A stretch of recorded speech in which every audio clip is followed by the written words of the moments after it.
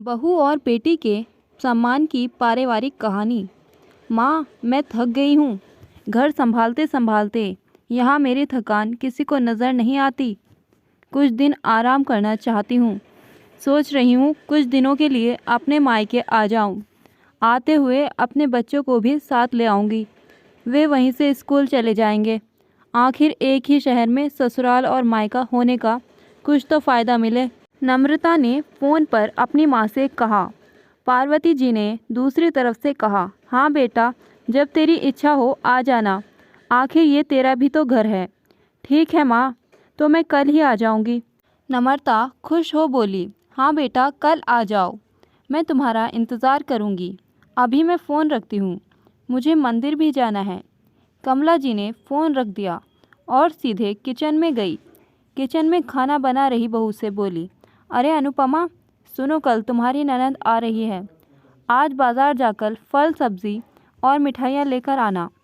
बेचारी मेरी बेटी ससुराल में नौकरों की तरह काम करती है और उस पर कोई ध्यान ही नहीं देता। यहाँ आएगी, कुछ दिन रहेगी तो उसका मन और तबीयत अच्छे रहेंगे। सास के मुंह से ऐसी बातें सुनकर अनुपमा का चेहरा उतर गया। वह मन ही मन सोचने लगी, काश आपको मेरी थकावट भी नज़र आती। मैं भी दिन रात झाड़ू पोछा, बर्तन, खाना बनाना, मार्केट जाना और हर वह काम करती हूँ जिससे हमारे परिवार वालों को कोई दिक्कत ना हो। काश आप मुझ पर भी ध्यान दे पाती। आपकी बेटी तो जब मन में आता है तब यहाँ आ जाती है, लेकिन मैं साल में अपनी माँ के पास जाती हूँ तब भी आपको प्रॉब्लम होती है। मैं भी इंसान हूँ, मेरा भी मन है, मुझे भी लगता है अपनी माँ के पास जाकर थोड़ा आराम करूं, सुख दुख की दो चार बातें करूं, अपना मन हल्का करूं। भगवान, अब तुम ही कुछ करो ताकि मेरी सांस की आंखें खुले और उसे मेरी थकावट भी नज़र आए।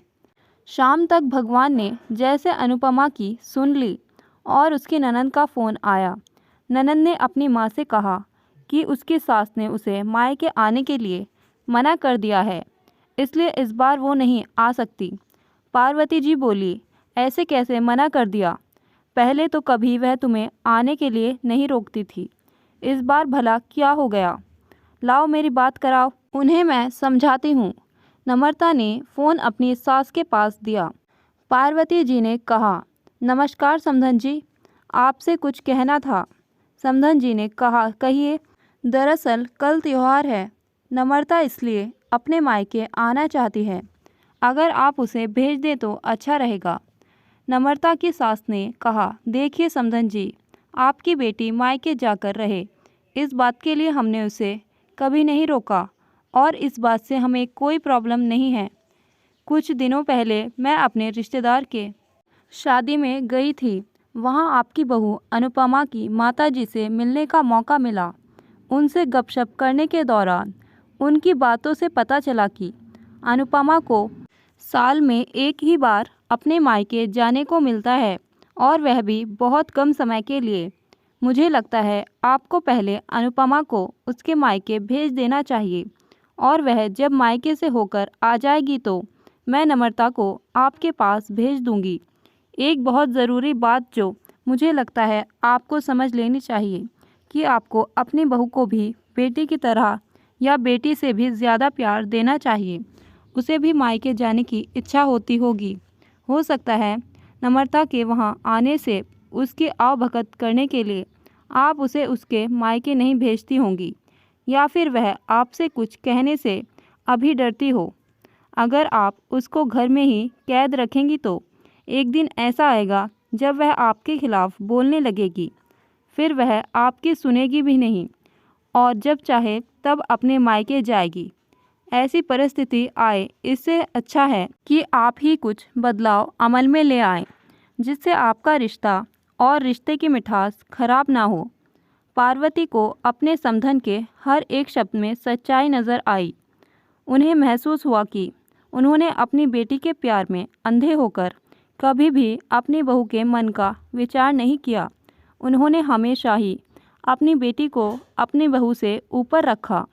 दूसरी तरफ नम्रता भी अपनी भाभी के बारे में हो रही इस बातचीत को सुन रही थी। उसने भी रियलाइज़ किया कि वह कभी भी अपनी भाभी के साथ ठीक से बात नहीं करती और जब वह अपने मायके जाती है तो भाभी थोड़ी उदास रहती हैं। पार्वती जी ने अपनी बहू को बुलाया और उसे कहा कि अनुपमा कुछ दिनों के लिए नम्रता नहीं आने वाली है, इसलिए पहले तुम अपने मायके होकर आओ। यह सुनते ही अनुपमा का चेहरा खिल गया, क्योंकि यह पहली बार था जब उसकी सास ने सामने से उसे अपने मायके जाने के लिए कहा था। अगले दिन अनुपमा अपने मायके गई और इस बार 1-2 दिन नहीं, पूरे हफ्ते भर रहकर आई। अपने माँ बाप से, अपने रिश्तेदारों से मिलकर आई और जब वह लौटकर आई तो उसका चेहरा खिला हुआ था, उसकी आंखें चमक रही थी। अनुपमा के बाद नम्रता भी अपने मायके आई और इस बार वो खुद सामने से अपनी भाभी से खुशी खुशी मिली और अच्छे से बात की। नम्रता ने अपनी माँ से बात करके उन्हें भी अच्छे से समझने में मदद की कि वह कहीं ना कहीं अनुपमा के साथ गलत व्यवहार कर रहे थे। दूसरी तरफ अनुपमा अपने ससुराल वालों के बदले रवैया से बहुत खुश थी। अब वह खुशी खुशी सबका ध्यान रखती और हर काम प्यार से करती। वह ध्यान रखती कि कोई भी ऐसी बात या काम ना करे जिससे घर में तनाव का माहौल पैदा हो। पार्वती जी अपनी बहू को खुद ही समय समय पर मायके भेज दिया करती। एक छोटे से बदलाव ने सास बहू और भाभी ननंद के बीच की कड़वाहट को दूर कर दिया और रिश्तों को और भी ज़्यादा मीठा और मजबूत कर दिया। दोस्तों, कहानी आपको कैसी लगी कमेंट बॉक्स में ज़रूर बताएं। दोस्तों, अगर कहानी अच्छी लगी हो तो चैनल को सब्सक्राइब करना ना भूलें। Thank you.